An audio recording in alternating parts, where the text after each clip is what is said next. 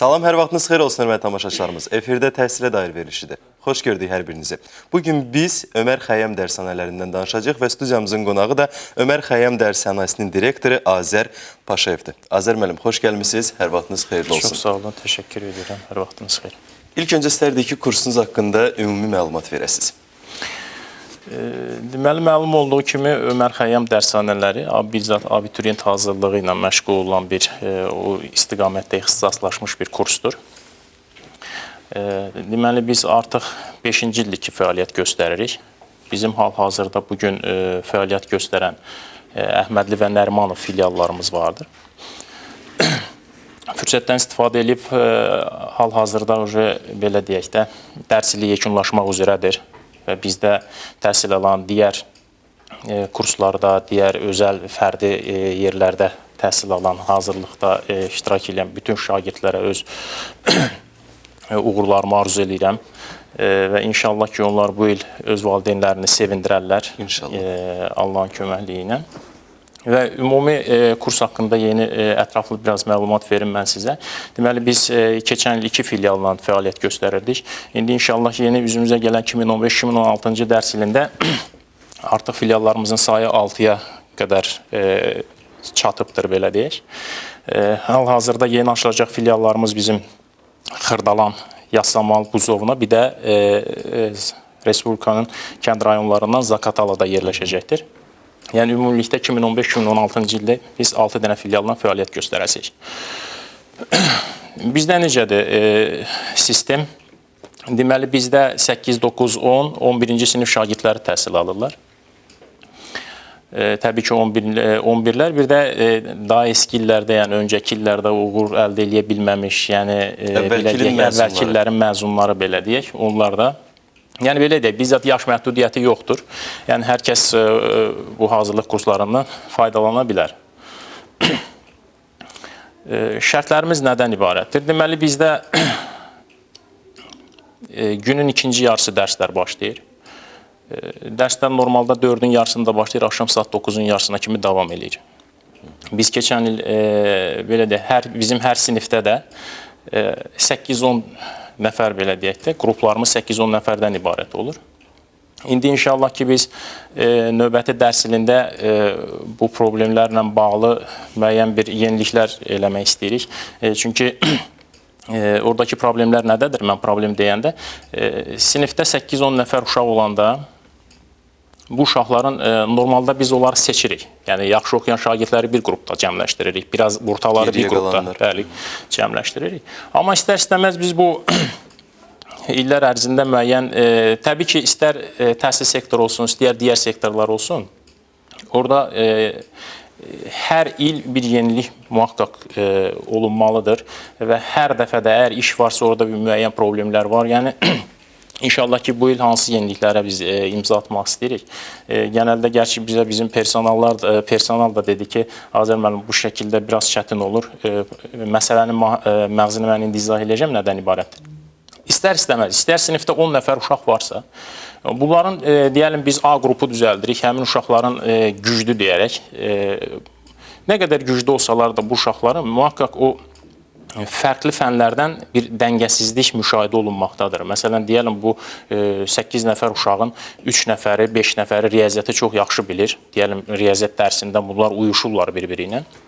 Digər fənlərə keçəndə, deyəlim, 3 nəfərin ki, Azərbaycan dilindən, deyəlim, biraz axsıyır. Digər 5 nəfəri İngilis dilindən axsıyır. Yəni, fərqli fənlərdə bir dəngəsizlik müşahidə olunmaqdadır mühaqqaq və bu da istər-istəməz bir sıxıntıya səbəb olur. Məsəl üçün, müəllimlərimiz də əziyyət çəkir bu konuda, şagirdlərimiz də əziyyət çəkir. Məsəl üçün, belə deyək, sinifdə o cür dəngəsizlik olanda müəllim məcburdur ki, ayrı-ayrı, belə deyək də, yəni məşğul olsun. Güclülərlə məşğul olunca zəiflər biraz geridə qalır, zəiflərlə məşğul olunca güclü gözləmək zorunda qalır. O nöqteyi nəzərdən indi inşallah ki, yeni ildə biz hansı bu problemin aradan qaldırılması üçün hansı addım atırıq? Bəlkə yenə deyirəm, gerçi mənə dedilər ki, bu məsələ praktiki cəhətdən mümkün deyil, amma mən Türkiyədə 1-2 dənə kurslar var ki, mən araşdırdım həmin kursların təcrübəsindən. Onlar necə tətbiq edirlər? Ümumilikdə, məsəl üçün, bizdə genəldə həftənin 6 günü dərsdir. İkinci, üçüncü qruplar, Yəni ikinci, üçüncü ixtisas qruplarına gedən şagirdlər həftənin bir günündə gəlirlər. Məsələn, deyəlim həftənin ya tək günündə gəlirlər. Digər birinci, dördüncü onların fənləri bir-birinə yaxın olduğu üçün onlar da digər günlərində gəlirlər. Ya cüt günlərində, ya tək günlərində. Deyəlim həftənin ikinci, üçüncü günlərində gələn şagirdlər hansı qrupa getməsindən asılı olmayaraq istəyər 2-yə getsin, istər 3-ə. Ümumilikdə seçirik onları. Riyaziyyatı çox güclüdür kifayət qədər. Məsəl üçün, deyəlim, 100 nəfər uşaq vardır. Bu 100 nəfər uşaqdan riyaziyyatı güclü olanları seçdik, onlardan bir qrup yaratdıq. Deyəlim, ilk 10 nəfər riyaziyyat fənnindən birinci saatda bir dərsdə oturacaqlar. Artıq ikinci saata keçəndə bu 10 nəfər riyaziyyatı güclü olan uşaqların içində deyəlim 3 nəfərin ingilisi zəifdir. Növbəti dərsə girəndə, yəni artıq ikinci saata girəndə onlar parçalanacaqlar. Yəni sabit sinif olmayacaqdır. Və sabit sinif olmadığı üçün də düzdür, burada biraz mən özüm də bizzat məşğul oldum bu cədvəlin qurulması ilə. Çox sıxıntılıdır. Artıq məcbur qaldım, mən Türkiyə ilə danışıqlar apardım. Artıq sifariş vermişik ki, bu cədvəlin qurulması üçün bizə proqram hazırlayırlar. Və o proqram əsasında hesab edirəm ki, bu mümkün olacaqdır və artıq hesab edirəm ki, bununla çox ciddi bir irəliləyiş əldə eləmiş olacaq. Yəni, heç bir sıxıntı olmayacaqdır şagirdlər arasında. Çünki riyaziyyatı bilənlər hamısı eyni səviyyədə də olacaqlar. Azərbaycan dilini, ingilisini, coğrafiyasını, yəni onların içində bir dənə olsun dahi zəif və yaxud da zəiflər içində bir dənə güclü bulunmayacaqdır. Azər müəllim, bəzən isə valideynlərin özləri müraciət edirlər ki, baxmayaraq ki, mənim uşağım zəifdir, amma istəyirəm o güclü qrupda olsun. Yəni geriyə qalmasın, onlardan da nəsə öyrənə bilsin. Bəli, doğrudur. O cür yanaşmalar var. Mən özüm şəxsən müşahidə eləmişəm onu. Dəfələrlə mənə müraciətlər olunubdur. Əslində hardasa belə deyək, yəni həm yaxşı yanaşmadır, həm də praktiki olaraq doğru olmayan. Bəzi nadir hallarda özünü doğruladır. Çünki o da bizzat şagirdin xarakterindən bağlı bir şeydir. Elə şagirdlər var ki, məsəl üçün deyəlim 5 nəfər yaxşı oxuyan şagirdin içərisində olanda artıq onları görür ki, onlar yaxşı oxuyur, özünə sığışdırmır. Yəni istər-istəməz mübarizdir aparır. Amma maalesef ki, bugün böyük əksəriyyət şagirdlərimizdə bu bulunmamaqdadır. Yəni bu şəkildə qısılırlar, özlərinə qapanırlar, özlərinə qapanırlar. Həm mən geri qalıram, gedir evdə şikayətçi olur. Məsəl üçün mən geri qalıram. Mən valideynləri qınamıram. Onlar da səhər işə gedir, axşam gəlir, yorğun, hər zaman maraqlana bilmirlər və onların da ilkin informasiya mənbələri bizə şagirdlərin özləridir. Yəni, deyəlim, məndə riyaziyyat alınmır deyə valideyn də məcbur qalır, müraciət edir ki, bunun sinifini dəyişdir. Yəni, bu kimi hallar. İndi inşallah hesab edirəm ki, bu bölgü sistemini tətbiq edəndən sonra heç bir sorun qalmayacaqdır. Sonra bizim kursda nəqliyyat sistemi fəaliyyət göstərir, nəqliyyat servisi göstərir. Nəqliyyat haqqında danışacağıq, nəqliyyat sistemi haqqında. Amma mənim üçün bir şey maraqlıdır. Qəbul hansı qaydada aparılır? Yəni imtahan yolu ilədir, yoxsa istənilən şagird qəbul olunur sizin dərshanələrə? Belə deyək. Genəldə bu il inşallah iyun ayının 7-sində, təkrar vurğulayıram, iyun ayının 7-sində artıq bizim qəbul imtahanıdır. Yəni qəbul imtahanı deyəndə biraz yanlış səslənməsin də. Yəni, qorxulu çıxmasın. Qorxulu çıxmasın. Bəzən də elə düşünərlər ki, yəni sanki bunlar qəbul imtahanı keçirir, hər kəsi almırlarmı deyə. Yox, genəldə sonuc olaraq hər kəsi alırıq. Almasına da bu il indi bizim tətbiq edəcəyimiz ki, ayın 7-si iyunda keçiriləcək imtahan ki var, o imtahanda biraz standartdan kənara çıxacaq. Deyəlim, hər fəndən 30 dənə sual təqdim edəcəyik. 30 sualdan 10 dənəsi, deyəlim, riyaziyyat fənnidir. 10 dənəsi çox asan olacaqdır. İkinci 10 dənəsi orta olacaqdır. Üçüncü ona görə biz qiymətləndirəcəyik ki, həmin şagirdin bilgi səviyyəsi də onunla müəyyənləşdiriləcəkdir və o bölgə aparacağımız qruplarda da onlar mühaqqaq nəzərə alınacaqdır. Və eyni zamanda onların ümumilikdə topladığı ballar ki var, o ballar onların aylıq ödənişlərinə də müəyyən miqdarda təsir göstərəcəkdir təbii ki. Aylıq ödənişlər demişkən, aylıq ödənişlər hansı civardadır? Aylıq ödənişlər genəldə bir çox vaxtlarda səsləndirilmir, amma mən bunun tərəfdarı deyiləm və hesab edirəm ki, hər kəs doğru düzgün informasiyanı vaxtında, zamanında almalıdır. Əgər biz vaxtda danışırıq ki, bəlkə adamın ilgisini çəkməyəcəkdir, yəni boşuna niyə zamanını kaybetsin, arasın falan filan. Bizdə bu il üçün, yəni yeni dərs ili üçün 2015-2016-cı ilində maksimal aylıq ödəniş 180 manat təşkil edəcəkdir ki, bu 11-ci siniflərə və məzunlara tətbiq olunacaqdır. 8-9-10-cu siniflər üçün ora neçə fənn daxildir? 5 fənnin 5-i də daxildir və bütün xərclər ümumiyyətlə bura daxildir. Nəqliyyat xidmətidir falan da hamısı bunun içərisindədir. Əlavə şagirdlərin buradan təqaüd alma imkanları da var, indi o mövzuya da toxunacaq. Aha, təqaüd də var, bu da yaxşı. 8-9-10-cu siniflər 160 manat olacaqdır. Yəni, onların da içində təbii ki, bir də özəl olaraq bizdə 100 manata götürüləcək şagirdlər olacaqdır ki, hansı ki biz o keçirdiyimiz imtahanın sonucuna baxaraq orada ən yüksək bal toplayanları nəzərə alacaq. Yəni deyəlim 500 bal kimi, yəni ən yüksək bal toplayanlar Bilik səviyyəsi yüksək olanlar, çox yüksək nəticələri olanları yüksək bəli, olanlar kifayət qədər güzəşt ediləcək. Artıq bunlar belə deyim də 100 manat ödəyərək yəni bizim kursa yazılacaqsa %100 tam arxayın ola bilərlər ki, bunlar hər ay keçirilən sınaq imtahanlarında təqaüdə düşəcəklər və təqaüdün civarı konkret olaraq 30 manat müəyyənləşdirilibdir. Yəni belə deyək, dolayısıyla bunlarınki 70 manata gəlib düşəcəkdir. Yəni bu şəkildə güzəştlərimiz mövcuddur. 5 Bəli, 70 manata çox sanırım ki, hər kəsin büdcəsinə uyğun olan bir şeydir, amma gərək eyni zamanda biraz da təbii ki, bilik də burada rol oynayır. Yəni qiymətlərimiz haqqında sanırım ətraflı məlumat verə bildim. 180 manat 11-ci siniflər və məzunlara tətbiq olunacaqdır. Onların içərisindən 100 manata təhsil alanlar həm 8-9-10-cu siniflər, həm məzunlar və 11-lər ola bilərlər. Azər müəllim, belə açıq danışmışkən, gəlin bir şey də müzakirə eləyək. Ödənişlər hansı formada həyata keçirilir?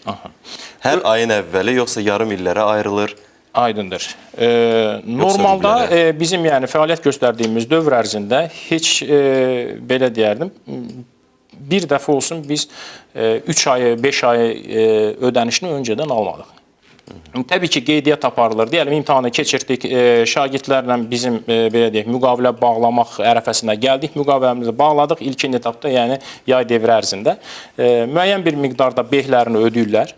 Ondan sonra, deyəlim, sentyabrın 15-də dərs başlayır. Artıq dərs başlamadan öncə o bir aylığın təbii ki, birinci ayın qalan hissəsi ödənilir və artıq dərsə buraxılır. Yəni ayba-ay ödənilir və ayın əvvəlində ödənilir. Yəni 2 ay, 3 ay və yaxud da illik bəri başdan tələb olunmur.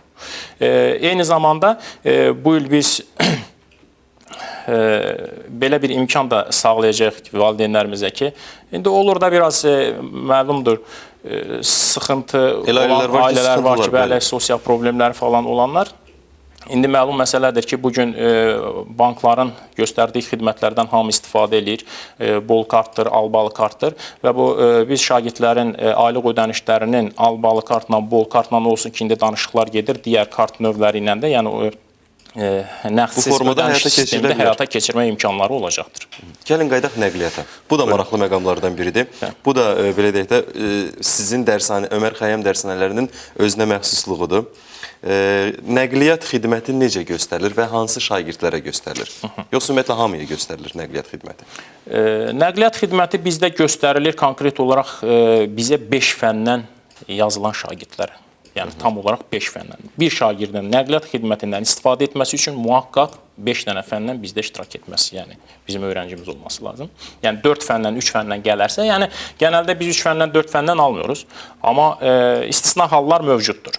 Yəni əgər adamdır, məsələn deyir ki, mən fransız dili öyrənirəm, yəni xarici dil olaraq və orada biz artıq o xidməti ona göstərə bilmirik deyəlim. Artıq bu istər-istəməz bizdə 4 fəndən yazılmış olur, bu nəqliyyat xidmətindən istifadə edə bilmir. Yəni 5 fəndən gələnlər nəqliyyat xidmətindən istifadə edir. Axşam saat 9-un yarısında bir dərs saatı, onu da deyim ki, 1 saat təşkil edir, yəni 60 dəqiqədən ibarətdir və 5 dəqiqə tənəffüslər, arada 3-cü dərsdən sonra bir 10-15 dəqiqəlik biz tənəffüsə fasilə veririk ki, uşaqlardır qidalanmaları falan üçün. 9-un yarısında dərs bitir. 9-un yarısında dərs bitən kimi şagirdlərimiz çıxdı. Çıxan kimi nəqliyyat vasitələri artıq məktəbin önündə gözləyir. Dirəkdə bəli. Əyləşib kim hansı istiqamətdə gedirsə aparır. Buradan təkrar qeyd edirəm, biz nəqliyyatla bağlı hər il demək olar ki, bu sıxıntıları yaşamaqdayıq. Amma bu il inşallah ki, hesab edirəm ki, onu valideynlərlə bir zat yerində və konkret. Çoxsu çünki deyirlər ki, Azər müəllim danışanda da, televiziyada deyibdir, bizlə müqavilə bağlayan deyib ki, qapıya kimi, blokun ağzına kimi çatdıracaq. Yox, bir zat təkrar edirəm ki, nəqliyyat xidməti belədir. Gələndə şagirdlər özləri dərsə gəlirlər saat 3-də, 3-4-ün yarısında dərs başlayır.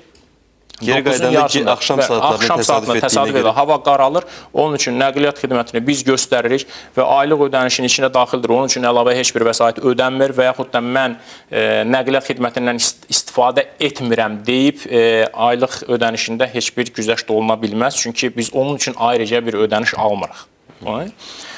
Deməli, götürür. Hansı